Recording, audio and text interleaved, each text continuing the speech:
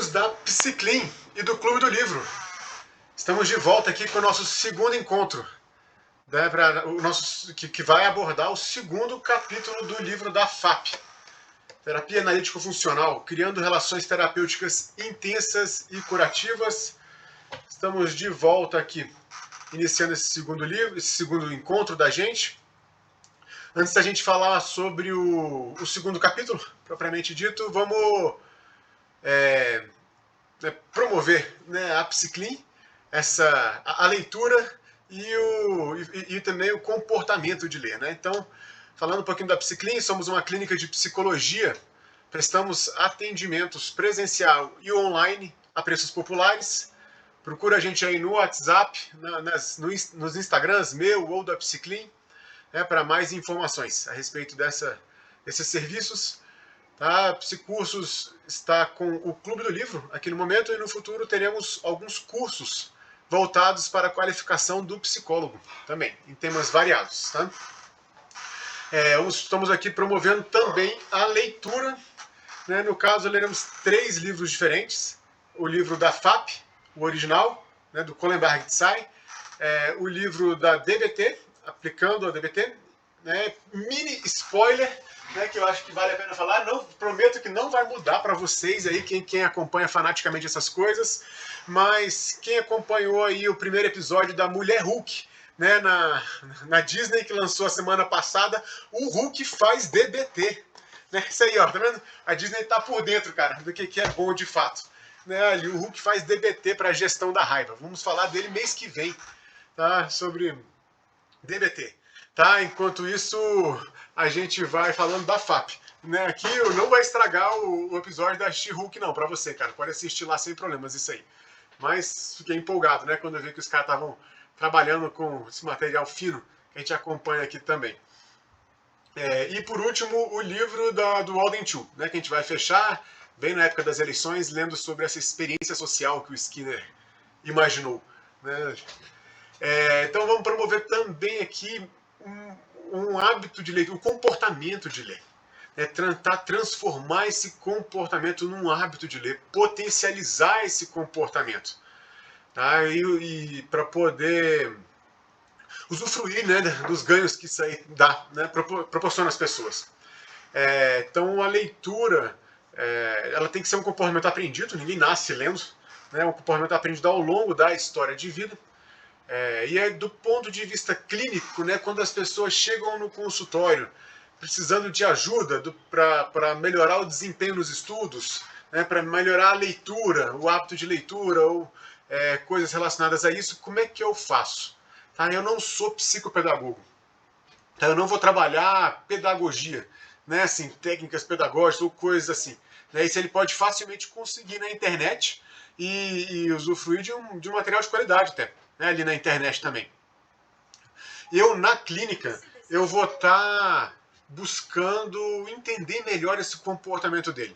As variáveis que influenciam, não só no momento, no encontro passado a gente falou muito sobre preparar o ambiente, né? Ergonomia, iluminação, ventilação, som, né? Essas coisas todas que são muito importantes ali também. Como é que ele controla o ambiente para ter um desempenho melhor nesse tipo de comportamento. Mas a gente também vai tentar abordar alguns pontos importantes, né, na clínica, para ajudar as pessoas nisso. Vamos analisar o padrão de leitura que ele tem. Ler é um comportamento, como é que funciona esse padrão dele? Nós somos seres... o ser humano é um bicho de hábito. Né? Somos seres padronizados. A gente busca padronizar nossos comportamentos. Tá? O hábito ele é um atalho cognitivo. Quando eu já tenho o hábito internalizado, eu não preciso estar...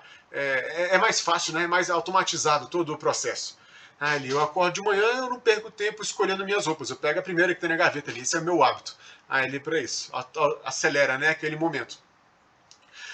Tem gente que tem o hábito de ficar dedicado a analisar ali a temperatura do dia, como é que vai ser o clima, as roupas, o que eu vou usar, com quem eu vou falar, como é que eu vou fazer essas coisas. Né? Aquilo vira um hábito para a pessoa também.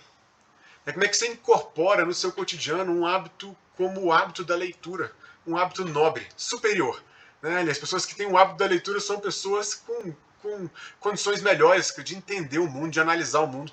de interagir, de produzir conhecimento. Né? Que por mais que as redes sociais ajudem muito, eu acredito ainda que o verdadeiro conhecimento está nos livros. Então vamos entender esse padrão comportamental que a pessoa tem, né, quando ela chega aqui pra gente.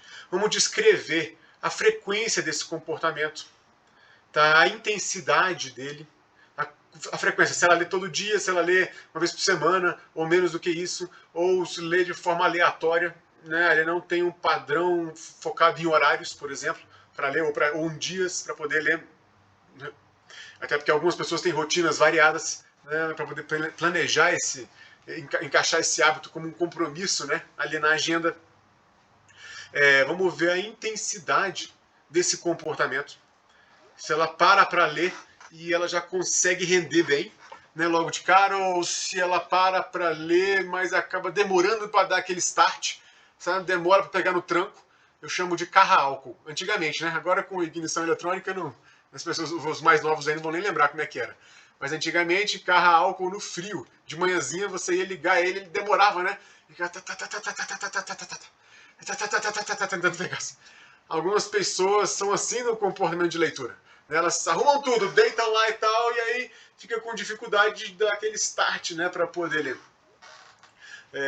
Enfim, para poder render ali naquele comportamento. Aí às vezes você para uma hora do dia para poder ler e só consegue aproveitar meia hora ou 15 minutos, né, ali da leitura. Né, o resto ela tá demorando ali ainda, né? Tenta, deita e pega o livro, mas aí pega o celular.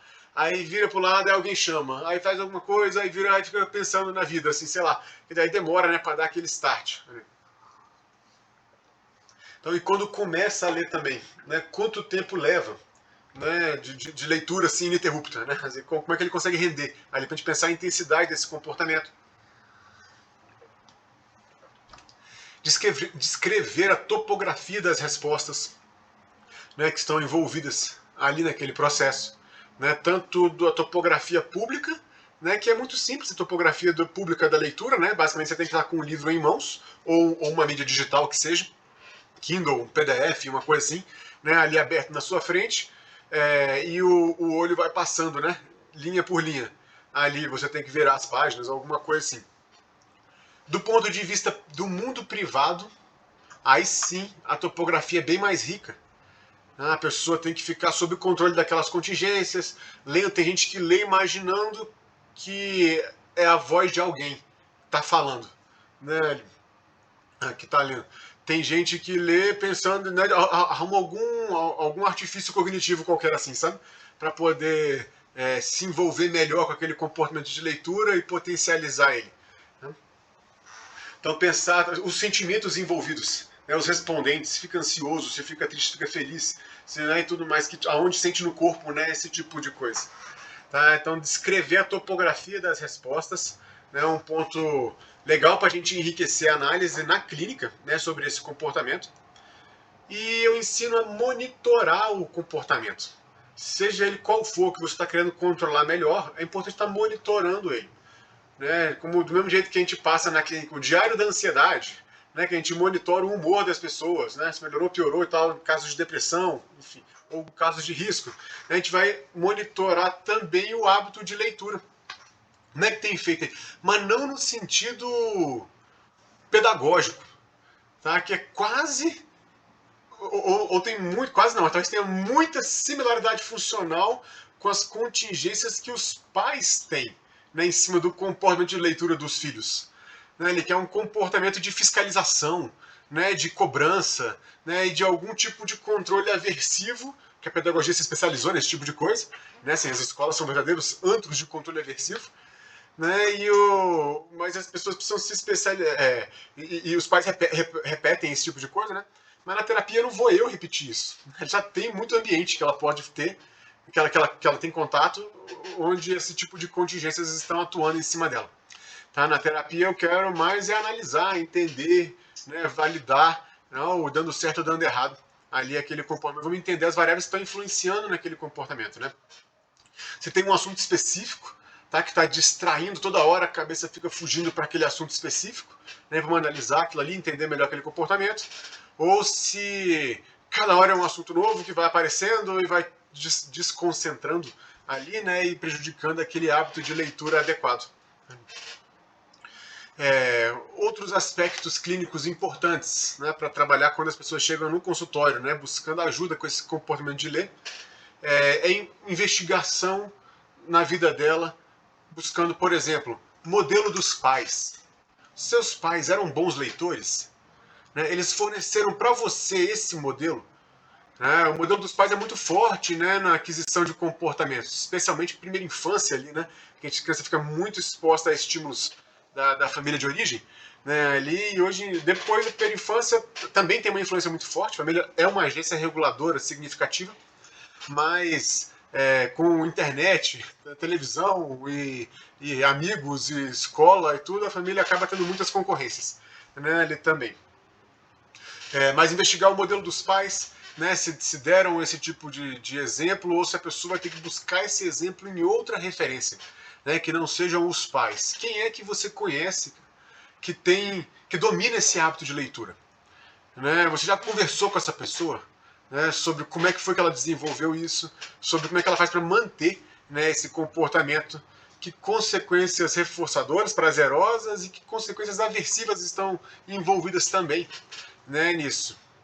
Já que se eu passar meu sábado à noite inteiro lendo, eu vou conseguir ler muitas páginas, vou adquirir muito conhecimento, mas eu vou estar privado de atenção, de afeto, de sexo e de uma série de outros reforçadores importantes, típicos do sábado à noite, né, ali. Então, assim, conversar com as pessoas, né, sobre esse tipo de modelo, né, conversar com pessoas que sejam modelo, né, nesse tipo de comportamento pode ser um ponto para poder potencializar ainda mais, né, esses estudos, o hábito de leitura. Regras relacionadas ao comportamento de ler também são operações motivadoras fortes, tá, para a gente entender melhor esse comportamento. Tá? Quais são as regras que ela teve ao longo da história de vida que podem ajudar ou atrapalhar, né, esse tipo de coisa. Então, vamos falar sobre regras, né, do ponto de vista clínico aqui hoje, mas aqui nessas regras de leitura seriam coisas como se você não estudar, não vai ser ninguém na vida, né? Ou formas que descrevem como você deve ter esse comportamento específico, né, ali de leitura, e se ajudaram ou atrapalharam, né, ali no hábito da leitura. O histórico de condicionamento relacionado a isso, tá? A pessoa, quando ela chega no consultório, no mínimo ela sabe falar, né? Então, assim, algum histórico de condicionamento ela já tem já, né? Ainda mais eu lido apenas com um público juvenil e adulto, né? Então já é um público que já teve o aprendizado da leitura, já foram alfabetizados, em outras palavras, né? Já foram alfabetizados, e aí a gente chega não para alfabetizar essas pessoas, mas para ajudar elas a entender melhor a influência das variáveis do ambiente nesse tipo de comportamento. Estados de privação, tá? Lembrando, privação para um behaviorista radical são reforçadores primários. O que é privação? Água, oxigênio, comida, atenção, afeto, sexo e sono. Né? Eles são reforçadores primários, assim, né? Então, dinheiro não é reforçador primário, não, cara. Dinheiro é reforçador secundário, né? Generalizado. Tá? Reforçador primário tem a ver com biológico, né? Ali. Então, se você está privado, você provavelmente vai ter um prejuízo no seu comportamento de leitura. Tá? Eu já fui até programa do governo federal, Fome Zero. Assim, a lógica deles era assim, como é que o cara vai estudar passando fome? Como é que ele vai ler passando fome? Né? Olha que contingência concorrente forte, né, que atrapalha o desempenho da leitura adequada. Né? Então, privação de sono. Tá? Somos os homo sapiens que menos dormem na história da humanidade. Desde os primeiros homo sapiens que conviviam com os australopitecos lá, nos primórdios, até hoje, nós somos os homo sapiens que menos dormem na história. Com luz elétrica, trabalho do jeito que está, televisão, internet, caramba, nosso sono foi embora. Né? Ele desregulou demais, né, nossa rotina de sono. Por um lado, temos luz elétrica para ler de noite, né, coisa que não existia antigamente. Mas, por outro lado, ler com sono também atrapalha muito, né, você a ter um bom rendimento. Às vezes você está lendo, você, com sono você tende a ter um desempenho ótimo de leitura menor. Né? Se você estiver descansado, você tende a aumentar esse desempenho de leitura. Ótimo, né? Ali. Então, os reforçadores, né, primários também que estão envolvidos nesse processo, reforçadores sociais também, tá? São muito importantes para isso. Por exemplo, você ter uma comunidade verbal que compartilha desse hábito com você, que fornece estímulos antecedentes e consequências para que você melhore esse desempenho de leitura. Como assim uma comunidade verbal para isso? O Clube do Livro, por exemplo. Né? Um espaço onde a gente vai trocar aqui algumas ideias relacionadas ao conteúdo que a gente está lendo. Né? Então, isso é uma comunidade verbal. Algumas famílias não estimulam, né, o filho ler e ninguém pergunta sobre o que ele leu. Né? Ninguém quer saber. Né? E, na verdade, não importa muito o que ele estava lendo. Se era Homem-Aranha ou se era DBT. Isso não importa, mas tem que aproximar, né, do comportamento de leitura. Tá? Muito mais do que o conteúdo, né? Muito mais importante do que o conteúdo em si é o hábito, tá? Aproximar. Para até ficar ler coisas difíceis, você vai ter que ter um nível avançado, né, de leitura. Então, reforçadores sociais envolvidos são bons também. A gente está pensando como a pessoa pode melhorar aquele comportamento. Né? O isolamento, a solidão, né? Isso acaba fazendo com que você, às vezes, perca um pouco da referência. Né? Ter um compromisso, né? Fazer parte de um grupo ajuda nesse sentido. Tá? Reforçadores secundários generalizados, nem tanto. Né? E aí não são tão importantes assim. Na verdade, eles podem até ser um problema. Tá? Se eu pago para os meus filhos para eles terem um desempenho de leitura, mesada, semanada ou qualquer outro tipo de coisa assim, eu posso acabar deixando eles muito mais sob o controle do reforçador generalizado do que dos reforçadores naturais envolvidos no processo de leitura. O conhecimento em si, né, ou o contato com as pessoas que estão lendo, né, ou coisas assim. Essa é uma tática que muitos pais usam. Né, assim, não reforça, não faz, né, faz premia ou alguma coisa assim. Cara, cuidado com o esquema que você vai adotar, né, para estar estimulando tanto a você quanto a outras pessoas, né, ao seu redor, porque o ideal mesmo é estar sob o controle dos reforçadores naturais. Falamos um pouco disso no primeiro encontro, né? Não adianta eu chegar aqui e ficar, quem leu, levanta a mão. Aí vocês levantam a mão. Eu falo, muito bem, parabéns, sintam-se arbitrariamente reforçados. Então, cara, isso vai ter pouco ou nenhum efeito, né, de fato, no comportamento de ler. Ou no máximo, na semana que vem, vocês chegam aqui e ficam esperando, cadê meu parabéns? E não é isso, né? Não é sobre isso, né? Ter esse parabéns. Aqui, eu vou dar o parabéns de novo, se vocês verem. Mas assim, não é sobre isso. Né? É sobre você estar em contato com o conteúdo, né, da leitura e usufruindo do que a leitura em si tem, né, para proporcionar como reforçador. Né? Como um momento para poder lidar com a solidão, ou para ter um assunto mais inteligente para colocar nas rodas de amigos. Né? Por exemplo, esse. O pessoal vai chegar nas rodas de amigos e vai comentar assim, vocês assistiram um novo episódio da She-Hulk, da Disney? Aí você vai falar, sim, eu vi, e o Hulk faz DBT. Né? Tá lá no episódio, né? Vamos falar de DBT mesmo. Né? Aí a pessoa fala, nossa, você leu o DBT? Fala, li e tal. Caramba, me conta um pouco sobre isso. Tá vendo? Vai ter um assunto mais inteligente para estar botando nas rodas, mesmo nas rodas nerds, né? De pessoas que gostam desse tipo de coisa. Então,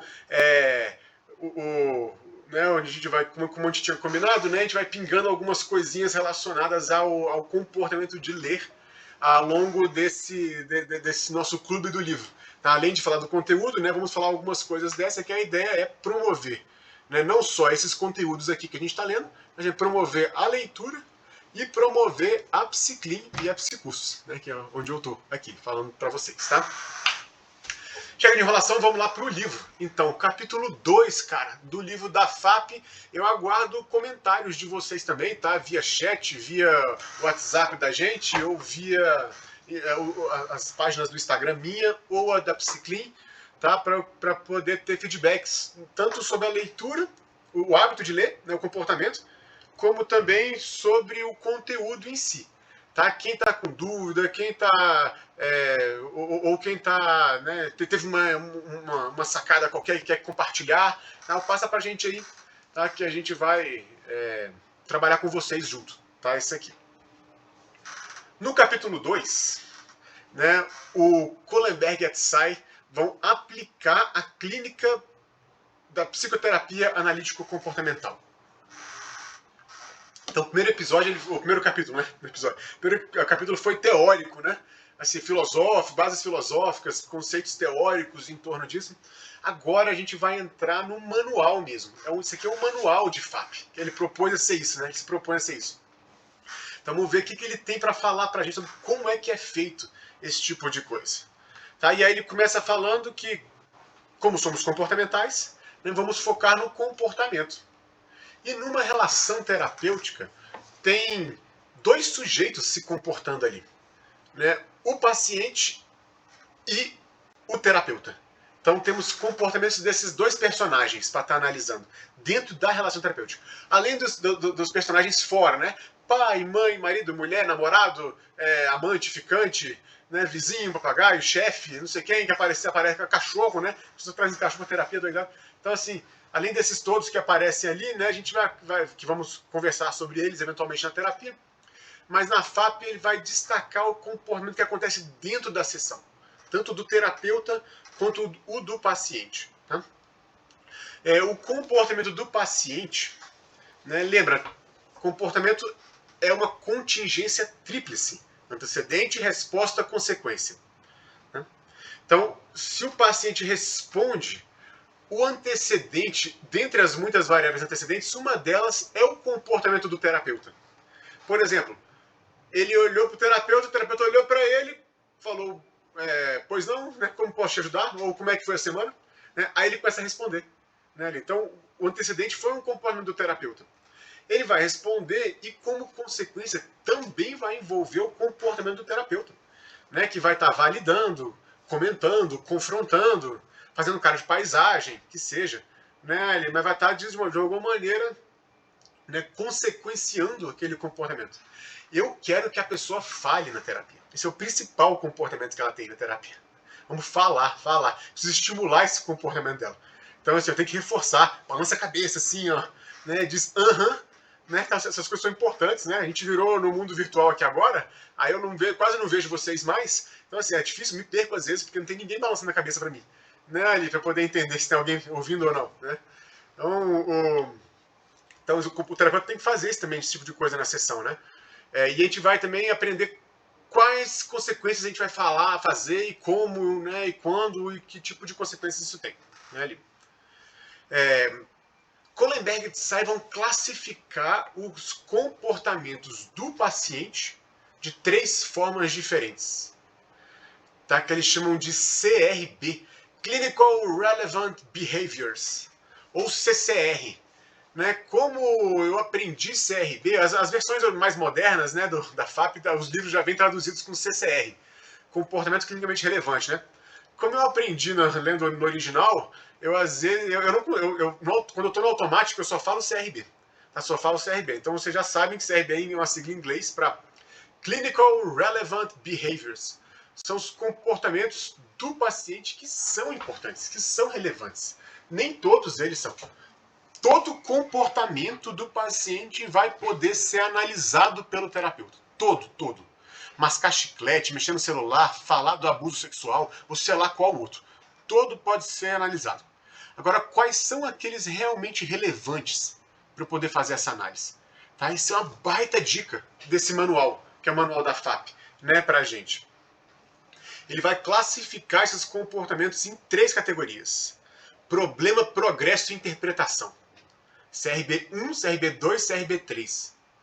CRB1 são todos aqueles comportamentos do paciente que acontecem na sessão, durante aqueles 50 minutinhos ali, e que estão relacionados à queixa que ele traz. Tá? Todos aqueles que estão relacionados à queixa chamam de CRB1. A gente criou uma categoria zona que vai tacar tudo que é comportamento lá dentro.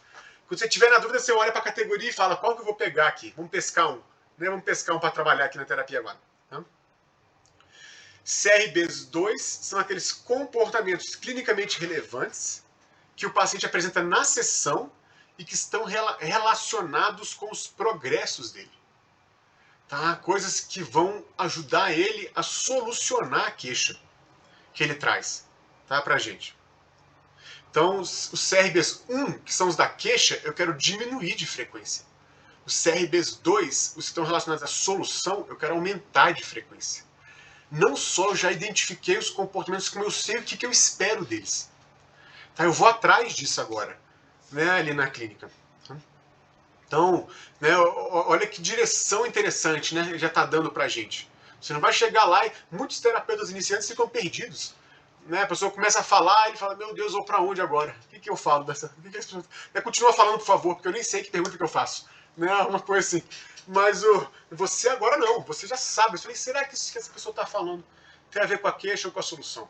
Né, e aí vamos ter muitos capítulos ainda para poder dizer mais coisas sobre isso.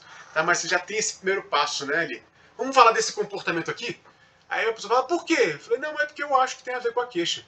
Ou então porque eu acho que tem a ver com a solução da queixa. Né? Por isso que eu quero falar desse comportamento mais vezes com você. Diz aí o que você sabe sobre isso, como é que você faz para fazer isso acontecer, né? Ou outras coisas relacionadas a isso. Né?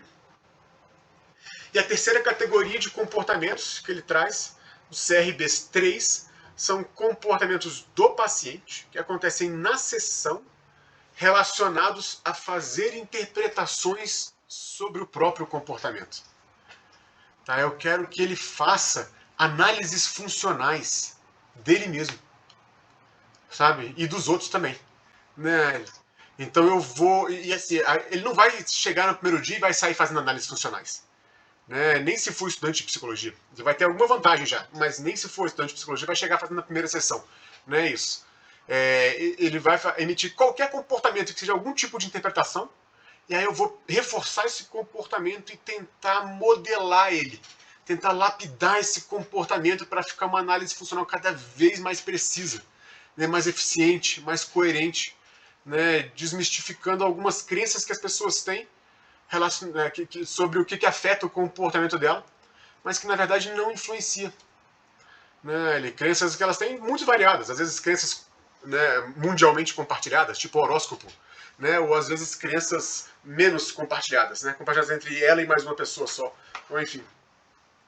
Então, mas é um comportamento que eu quero que ela faça, né? E também eu quero reforçar ele, eu quero aumentar ele de frequência. Desculpa, eu quero que ela faça mais e mais e mais. Porque ela não analisar o próprio comportamento deixa ela em desvantagem com relação ao próprio comportamento. Eu só posso controlar aquilo que eu conheço. Se eu não conheço, eu não posso controlar. Tá? Eu gosto de dar o exemplo do piloto de avião. Está lá viajando de avião e o piloto teve um piripaque e morreu, cara. Aí, caramba, o avião vai cair, eu vou sentar lá no avião, na cadeira do piloto, para poder pilotar o avião. Eu não sei pilotar um avião, eu vou derrubar aquele negócio. Você já pegou para olhar lá, é altímetro, barímetro, velocímetro, e 550 botões e coisas, e então, assim, eu não sei aquilo ali, cara. A chance de eu pousar um negócio aí com segurança é mínima, para dizer milagrosa. Né, assim. Então eu preciso conhecer, né, o avião para controlar o avião. Então eu preciso me conhecer para controlar melhor meu comportamento. Eu preciso me conhecer sobre como é que é o meu comportamento de leitura. Como é que é o meu comportamento de outras coisas variadas, né, problemas. Álcool e drogas, né, assertividade, né, passividade, timidez, ou sei lá o que mais que você está querendo analisar. Né, comportamentos de intimidade, de conversar e fazer outras coisas assim. Né, como é que são esses comportamentos? Né, para eu poder aprender sobre eles. Né, não é porque é meu comportamento que eu domino, eu faço, eu quero. Não é assim, cara. Se fosse assim, meu consultório estava vazio. Mas não é. As pessoas têm problemas, né, nessa área. Então, eu tenho que aprender sobre esse comportamento, tá? E analisar ele. Então, essa é uma categoria muito importante também, né, que o Kohlenberg e Tsai trazem. Né? O comportamento do terapeuta na sessão, tá? Ele pode ter uma função de discriminar um comportamento no paciente. Tá? Eu vou gerar um comportamento operante nele. Por exemplo, ele está sentado sem falar nada com ninguém. Aí eu apareço na sala, ele vai começar a falar. Né? Ele só começou a falar porque eu apareci. Né? Porque tem plateia agora para poder ouvir, senão ele não estava falando. Né? Então a minha presença, né? Meu olhar direcionado a ele, minhas coisas, já são um estímulo discriminativo para ele começar a falar, para ele emitir esse operante, Né, ali. Às vezes, né, se a pessoa pergunta, oi, tudo bem? Aí a pessoa, tudo bem, e começa a chorar. Chorar e tal. Basta um tudo bem, né? Só um comportamentozinho assim, ó. Às vezes você nem queria perguntar de fato se estava tudo bem. Foi só assim, aí, como é que tá tudo bem? Então vai no automático, às vezes, tudo bem, né? Ali. Tu já começou a chorar, já foi um operante, né? Ali. O comportamento do terapeuta também vai eliciar respondentes no terapeuta. Tá? Respondentes de ansiedade, né? Respondentes de raiva, de medo, de outras coisas também, né? Ali. Então, né, terapia é cutucar a ferida, né? As pessoas ficam incomodadas com isso, né? Elas têm vergonha de se expor, né? Aí eu pergunto alguma coisa, ou seja, eu tenho um comportamento, eu pergunto alguma coisa e aí a pessoa fica muito tensa, muito nervosa, muito envolvida, não tem que responder, ou fica com muita vergonha, ruboriza, né, fica toda vermelha, se encolhe, né, quer desligar, perde o contato visual e tal. Quer dizer, eu estou eliciando respondentes ali nela, né, aquela pessoa. Meu comportamento também vai reforçar os comportamentos do paciente. Tá? Aqueles psicanalistas clássicos, sabe? Aqueles que nem olham para o paciente, né? Ou quando olha, faz cara de paisagem. Né? Ele nunca coloca nenhum tipo de consequência. Né, ali, é só cara de paisagem, né, o tempo todo. Fala muito pouco, né, tem uns psicanalistas bem clássicos assim, né? Freud mesmo falava pelos cotovelos, né, na sessão dele. Mas tem alguns psicanalistas clássicos que são bem assim. É muito clássico. É comum a pessoa chegar no meu consultório e falar: ah, eu não dei certo na terapia anterior. Não, ele não falava nada. Né? Então, né, eu já coloco logo, olha, eu sou muito participativo. Você vai saber minhas análises, pode ter certeza, né, disso. Então, como é que funcionam as coisas? Eu já coloco, né, deixo, meu papel é diferente, né, ali. Eu quero, como prescreve aqui, relações intensas e curativas. Não uma relação que está à vontade de dormir. Né? Então, os comportamentos do paciente e do terapeuta durante a sessão vão ser objeto de análise. Por quê? Porque durante a sessão eu tenho controle de variáveis, algum pelo menos. Né? Eu estou controlando o tempo, o horário, a temperatura, o ambiente é meu aí. Né? O setting terapêutico é meu ambiente, né? do terapeuta. Então, isso permite com que eu coloque, que eu entenda melhor o comportamento que aparece e também que eu coloque consequências para aquele comportamento, na ideia de tentar reforçar ele e aos poucos generalizar esse comportamento lá para fora, né, para interagir depois com as pessoas. Né? Como é que é a sessão FAP, então? Né, o Kohlenberg e Tsai, eles seguem agora falando sobre a sessão. Começam falando sobre o comportamento, né, dos dois personagens ali, e depois seguem para falar sobre a sessão. Tá? Que a pessoa vai relatar os problemas dela, as condições de vida dela. Geralmente é assim que funciona, né, uma terapia. E aí cada terapeuta está hipotetizando e evocando CRBs. Eu quero que ele emita um comportamento clinicamente relevante relacionado à queixa na sessão, ao vivo, comigo, agora. Né? Porque se ele emitir agora esse comportamento, eu consigo colocar uma consequência para ele. Né? Se o comportamento aconteceu na segunda-feira, vamos supor que o comportamento aconteceu na sexta-feira, e hoje é segunda, né? Quando o cara fala para mim e eu brigo com ele, eu só tô brigando, eu só tô punindo o falar comigo. Eu não tô punindo o fazer. Né? Se alguém falar aqui, professor, eu não consegui ler, aí eu brigo com você. Feio, bobo, não faça isso, né? E tal, aquelas brigas assim, né? De pai e mãe, né? E tal. Aí cara, o que vai acontecer? Você vai continuar sem ler e vai ficar com raiva de mim. Ou vai parar de ver no meu clube do livro. Né? Aqui. Então vai se esquivar desse estímulo aversivo. Né? Assim, então, eu não estou a distância temporal, né, entre o comportamento e a consequência faz muita diferença no controle de contingências. Então eu tenho que estar mais próximo. Se ele está falando comigo, eu só consigo reforçar o falar sobre isso. Né? Então é uma maneira muito indireta, né, de chegar lá no problema. Mas às vezes a pessoa falar sobre o problema dela pode ser que já tenha características do problema aí. O falar sobre é um problema. Né? Porque ela é tímida, porque ela é envergonhada, porque ele é agressivo, porque ele é sei lá o que mais. Né? Ele não sabe promover, né, bem esse ambiente, esse comportamento de falar, né, de discutir sobre isso. Então cabe ao terapeuta estar levantando esses comportamentos na hora. Por exemplo, né, perguntando, eu fiquei muito envergonhado de falar sobre tal coisa com minha mulher, ou com meu pai, ou com meu professor, sei lá. Aí eu pergunto, isso está acontecendo agora? Isso é uma coisa que você sente agora? Dificuldade de falar comigo também sobre isso? Né, porque você tem dificuldade de falar com ele sobre isso. Porque fica com vergonha, ou por outro, ou fica ansioso. Aí você vem e fala comigo sobre isso. Eu sou uma pessoa desconhecida, está acontecendo agora. Né, isso está acontecendo agora, né, aqui na terapia. Como é que você se sente agora a seu próprio respeito? Né? Nesse exato momento, você está se afastando de mim, como você faz com os outros lá fora? Né? Não querendo falar das coisas? Né? Quando a pessoa fica calada, por exemplo, na terapia. Né? Você pergunta algumas coisas, ela não quer responder, tem dificuldade e tal. Você está, nesse exato momento, se afastando daqui? Né? O que acabou de acontecer aqui entre a gente? Se parece com o que fez você buscar seus atendimentos? Né? Ou seja, aconteceu aqui na sessão, isso aí que você está querendo? Né? A dificuldade que você teve de expressar seus sentimentos agora é a mesma que você tem lá fora? Falando com a sua mãe, por exemplo? Ou com outras pessoas? O que você sente agora? Aconteceu alguma coisa. O que você sente agora é semelhante à ansiedade de se expressar verbalmente que te fez buscar terapia? São exemplos, né, de coisa aparecendo agora e eu já estou trabalhando isso. Eu já puxei para a minha relação com a pessoa. Né? Então, eu quero que aconteça na sessão. Essa é a ideia. Eu quero que o problema aconteça. Eu não quero que o problema não aconteça. Né? Eu quero que ele aconteça, quero que aconteça na sessão. Tá? Às vezes a pessoa briga com o terapeuta. Né? Aí o terapeuta chega na supervisão e fala, a pessoa brigou comigo. Aí eu falo, parabéns, muito bom. Aí o terapeuta, mas como? Fala, cara, aconteceu o que você precisava que acontecesse. Ele briga com todo mundo lá fora. Chegou e brigou com você agora. Então ele emitiu um CRB1. Né? Assim, vamos trabalhar isso agora, né? Aqui na terapia.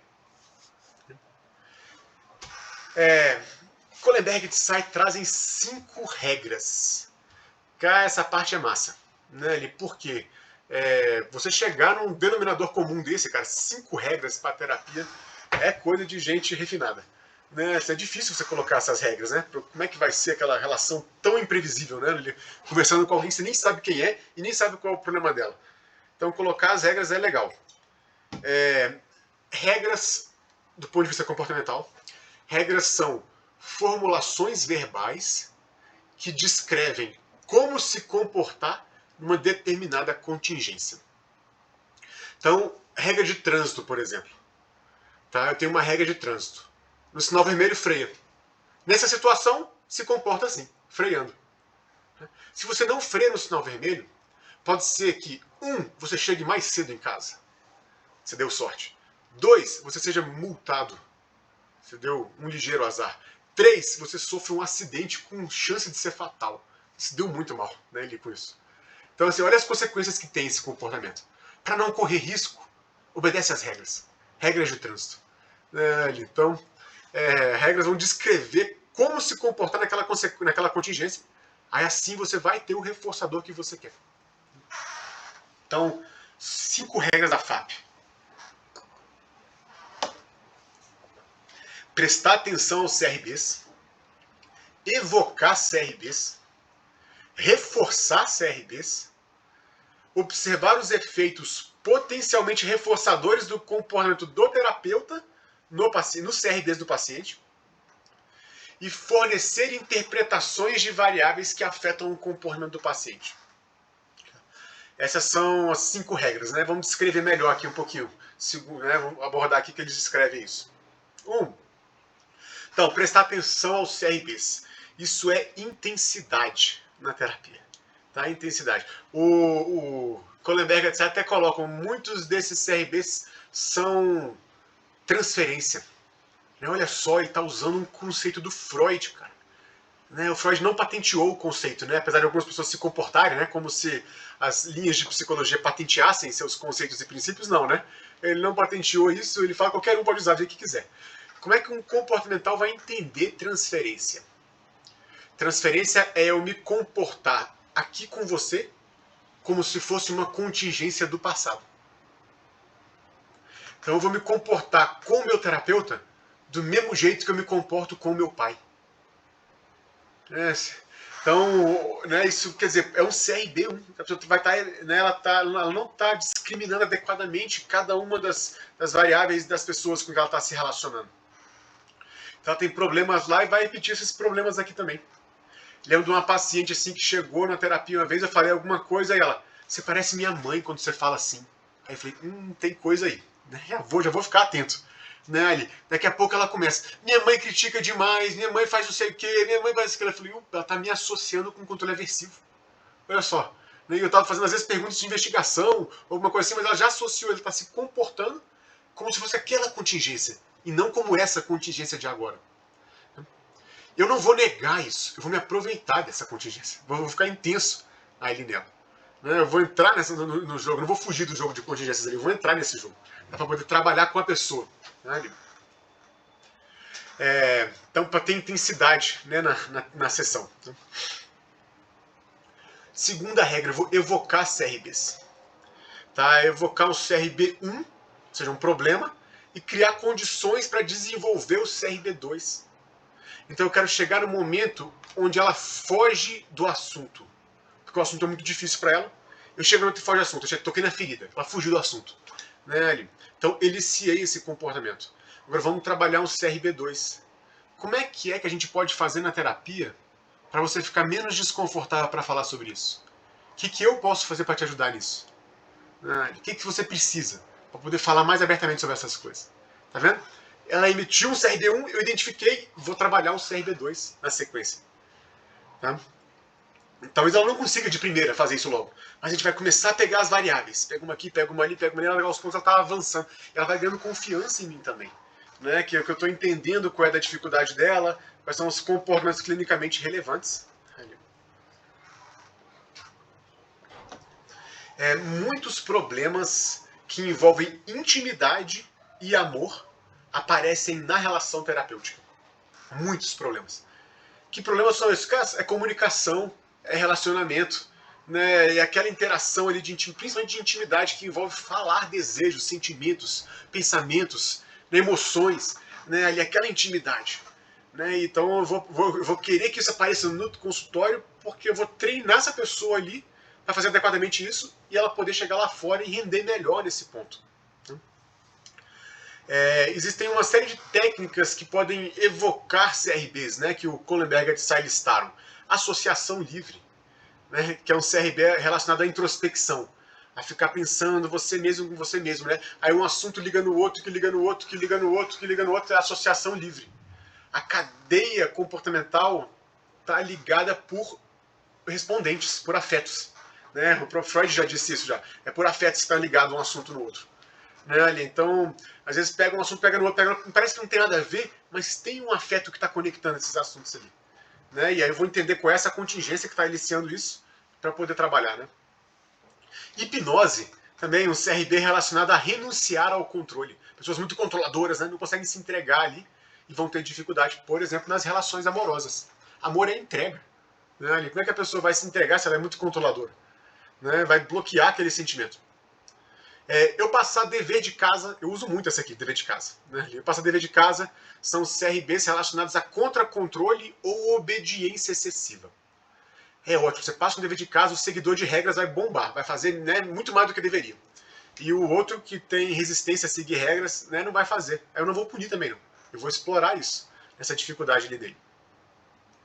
Exercícios de imaginação, reestruturação cognitiva, análise dos sonhos, cadeira vazia, grito primal, chamar terceiro de terapia.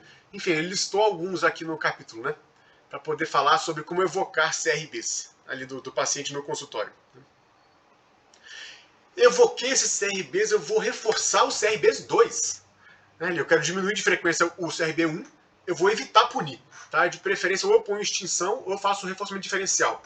Né, ali, vou modelando para poder ficar mais no CRB2, né, ali.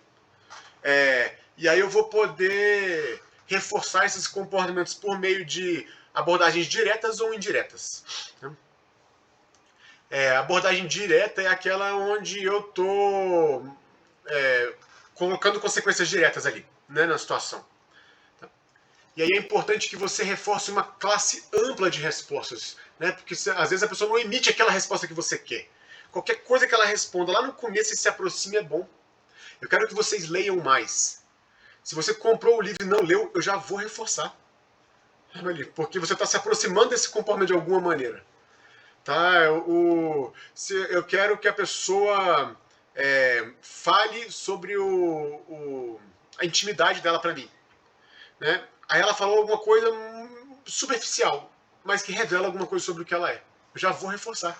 Né? Aos poucos eu vou me aproximar, né, daqueles assuntos que são realmente íntimos e que ninguém sabe, que é o objetivo da terapia, e que eu ouço muito no consultório.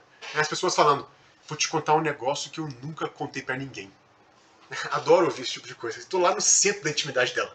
Sou eu e ela só. Né, ali. Ela tem vergonha de pensar no banheiro algumas coisas. Chega lá para mim e fala, no consultório. Né? Então eu preciso baixar a minha expectativa, tá? Compatibilizar minha expectativa com o repertório que ela tem.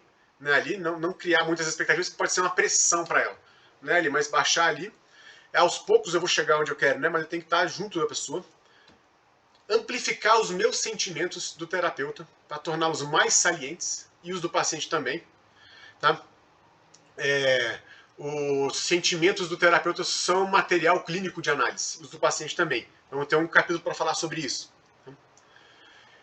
Eu tenho que estar ciente que essa relação terapêutica é para beneficiar o paciente, única e exclusivamente. Tá? Ele não é para me beneficiar nem outra pessoa. Tá?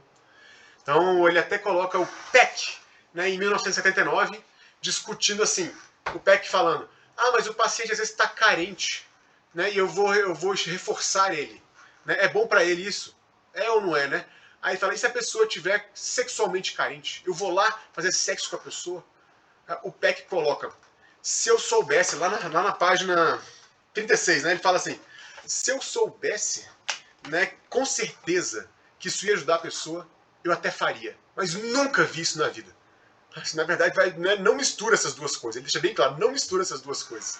Tá? Fica ali no verbal, falando com ele.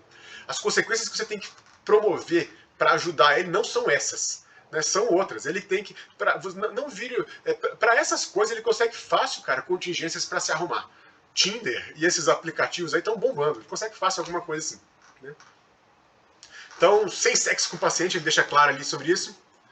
Se você for usar reforçadores atípicos, faça somente por tempo limitado como uma forma de transição, né, para não ficar um controle, para não ficar um comportamento sob o controle de reforçador arbitrário, né, mas para ficar de fato um comportamento sob o controle de reforçadores naturais, ali daquele comportamento. Ele até fala, seja o máximo autêntico possível. Ele põe assim possível. Então, o que eu gosto de colocar para as pessoas é, seja você mesmo, se você não for um babaca. Se você for um babaca, não seja você mesmo. Se você está em dúvida se você é um babaca ou não, faça terapia Psiclean. Aqui temos terapeutas prontos para ajudar você, cara, nesse momento aí. Tá? Se está com dúvida, já é ruim já. Né? Se está com dúvida, não fique com dúvida. Busca ajuda já para isso. Né? Você não tem certeza disso, né? Enfim. Abordagens indiretas também podem ajudar a pessoa, né, que está emitindo CRPs ali no consultório. São aquelas abordagens onde a pessoa se beneficia do reforçamento natural. Né? A gente vai tentar ampliar a percepção da pessoa ao invés de fato reforçar. A gente vai avaliar o impacto, né, que a fala dela tem ou que outros comportamentos dela têm. E tentar estimular sempre praticar boas ações. Né? Eles trazem muita coisa dos valores, né, o Kohlenberg e Adsai. Até mesmo buscar pacientes selecionados para o perfil da FAP é uma das orientações que ele coloca, né? Aí ele vai, quarta regra, observar os efeitos potencialmente reforçadores do comportamento do terapeuta nos CRBs do paciente. E por último, fornecer interpretações das variáveis que afetam esse comportamento, né?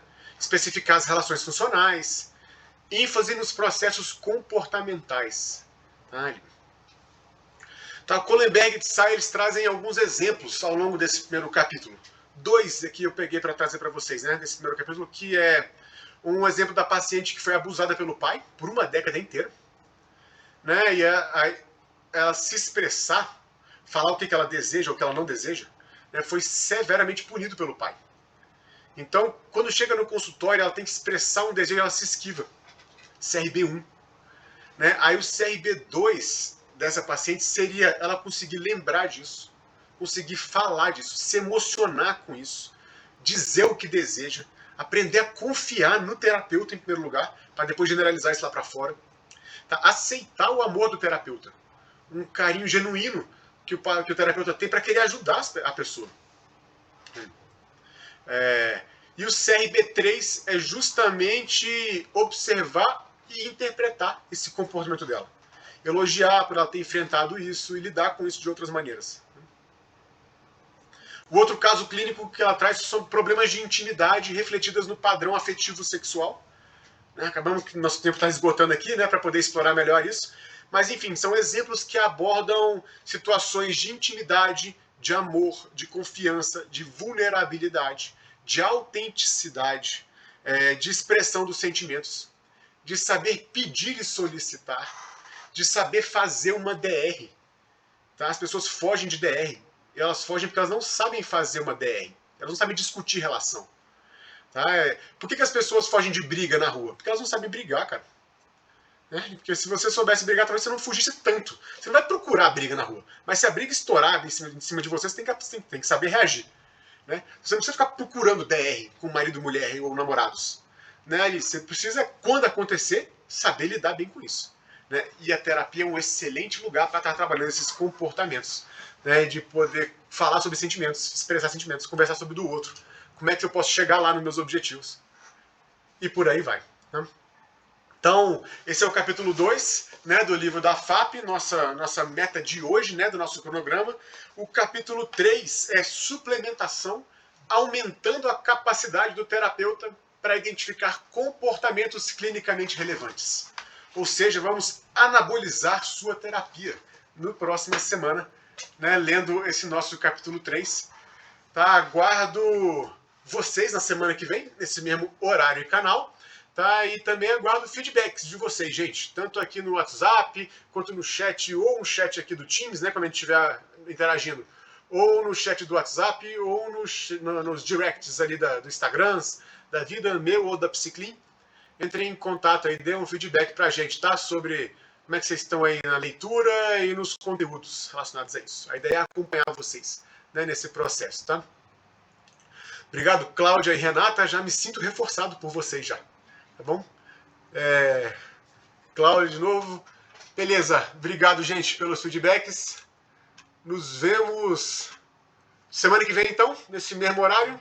Tá? O link dessa aula eu vou disponibilizar, tentar pelo menos, disponibilizar na modalidade reservada, tá? Para quem cadastrou, vai estar lá no e-mail, eu vou liberar. Se eu não conseguir, eu vou liberar de novo o link para todo mundo, mas vou tentar fazer esse tipo de coisa.